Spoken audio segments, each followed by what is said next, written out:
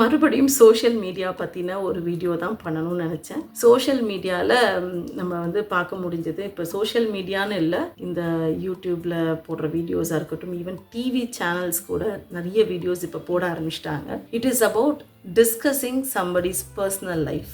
அவ்வளோ கேவலமாக போயிட்டுருக்கோமா அப்படின்ற ஒரு கேள்வி இருக்க தான் செய்யுதுன்னு வச்சுக்கோங்களேன். நம்மளை சுற்றி இருக்கிற விஷயங்கள் எது எல்லாரும் பார்க்குறோமோ அந்த விஷயத்தை திரும்ப திரும்ப திரும்ப கொண்டு வந்து சேர்க்குறாங்க. ஒரு பர்சனல் லைஃப்னு யாருக்குமே இருக்கக்கூடாதா, இல்லை அதை பற்றி இவ்வளோ கேவலமாக தரம் தாழ்ந்து அதை பற்றி டிஸ்கஸ் பண்ணணுமா அப்படின்றது தான் கேட்டால், நம்ம இவங்கெல்லாம் celebrity, so they are entitled to have this package அப்படின்னு நம்ம ஃபீல் பண்ணுறோமா அப்படின்றது தான். ஏன்னா செலிப்ரிட்டினா நம்ம என்ன வேணால் பேசலாம். அவங்களோட லைஃப் ஏன்னா நம்ம ஒரு 100 ரூபாய் இல்லை 500 ரூபாய் இல்லை 1000 ரூபாய் கொடுத்து டிக்கெட் போட்டு அவங்க படத்தை பார்த்துட்டோம். நான் ஐம் லாயல் கஸ்டமர், ஸோ அதனால் எனக்கு என்ன வேணால் பேசலாம் அப்படின்ற ரைட்ஸு யார் கொடுக்குறாங்கன்னு நிஜமாவே தெரியலை. அந்த படத்தை பற்றின விஷயமோ, அந்த படத்தில் அவங்க எப்படி நடிச்சிருக்கிறாங்கன்றதை பற்றி பேசுகிறதா இருக்கட்டும், அதெல்லாம் பேசுகிறதுக்கு everybody we have the rights நான் நினைக்கிறேன். அஃப்கோர்ஸ், ஏன்னா நம்ம படத்தை பார்த்துருக்கோம் அண்ட் நம்ம ஸ்கேம் பண்ணப்பட்டிருக்கோமா அப்படின்றத பற்றி கோபத்தையும் நம்ம வெளிப்படுத்துறதுக்கு எல்லா ரீசன்ஸும் இருக்குது, எல்லா தகுதியும் இருக்குன்னு நான் நினைக்கிறேன். பிகாஸ் ஐம் அ கஸ்டமர், நான் இதை பார்த்துருக்கேன், இது சரியாக இல்லை, என்னை ஏமாற்றிட்டாங்க, இவ்வளோ காசு கொடுத்து சூப்பர்னு சொல்லி நம்மளை ஏமாற்றிட்டாங்க அப்படிலாம் கேட்குறதுக்கெலாம் உரிமை இருக்குது. But do we really have the rights to talk about their personal life? ஆனால் இது ரொம்ப ரொம்ப ரொம்ப ரொம்ப கேவலமாக போயிட்டே தான் இருக்குது. ஏன்னா ஒரு எல்லை இல்லாமல் ரொம்ப ஜாஸ்தியாக we start discussing about it. ஏன்னா இந்த social media has given that rights to do that அப்படின்றது எனக்கு தெரியலை. வாயரிசம்னு சொல்லுவோம். வாயரிசம் அப்படின்னா லைக் அது நிஜமாவே வாயரிசம்னா இன்னொருத்தவங்க ட்ரெஸ் மாற்றுறதையோ இல்லைனா ஒரு பர்சனலாக ப்ரைவேட்டாக பண்ணக்கூடிய விஷயத்த நம்ம திருட்டுத்தனமாக பார்க்குறது தான் வாயரிசம்னு சொல்லுவோம். பட் ஆனால் இப்போ அதை தாண்டி இன்னொருத்தவங்களோட வீட்டில் சிசிடிவி கேமரா வைக்காத குறையா we just watch everything, we just want to know everything and then we want to discuss about it. அதோட உச்சம் தான் நிஜமாவே சொல்கிற பிக் பாஸ்ன்னு நினைக்கிறேன். Because like what they talk, discuss, gossip, என்ன நடக்குது அப்படின்னு சொல்லிட்டு அதை பார்த்து அதை பற்றி நம்ம டிஸ்கஸ் பண்ணுறதா இருக்கட்டும், சண்டை போடுறதா இருக்கட்டும், இல்லை அதை பற்றி ஏகப்பட்ட விஷயங்கள் வீடியோஸ் பண்ணுறதா இருக்கட்டும், இட் ஹேப்பன்ஸ். ஸோ நிஜமாவே இந்த சோஷியல் மீடியா, இந்த மீடியா நம்மளை அப்படிப்பட்ட ஒரு கேவலமான ஒரு ஆளாக மாற்றிக்கிட்டு இருக்கா? இன்னொருத்தரோட பர்சனல் லைஃப், இன்னொருத்தவங்களோட அந்தரங்களை பற்றி தெரிஞ்சுக்கணும் அப்படின்ற ஒரு ஆர்வத்தை நமக்கு தூண்டுதா அப்படின்றது தான் என்னோடய question.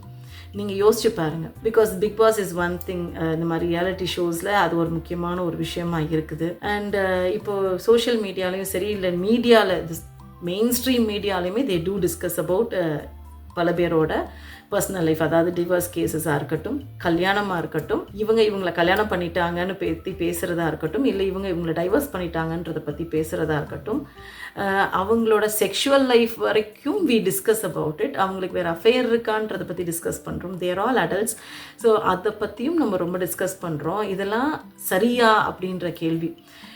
If it happens in our family, அதை பற்றி பேசுவோமா? பட் அதே சமயத்தில் என்னென்னா, இந்த சோஷியல் மீடியா அந்த எல்லையை தாண்டி போயிட்டே தான் இருக்குது. ஏன்னா இந்த வீடியோஸ் போடுறவங்களும் we just open our doors completely.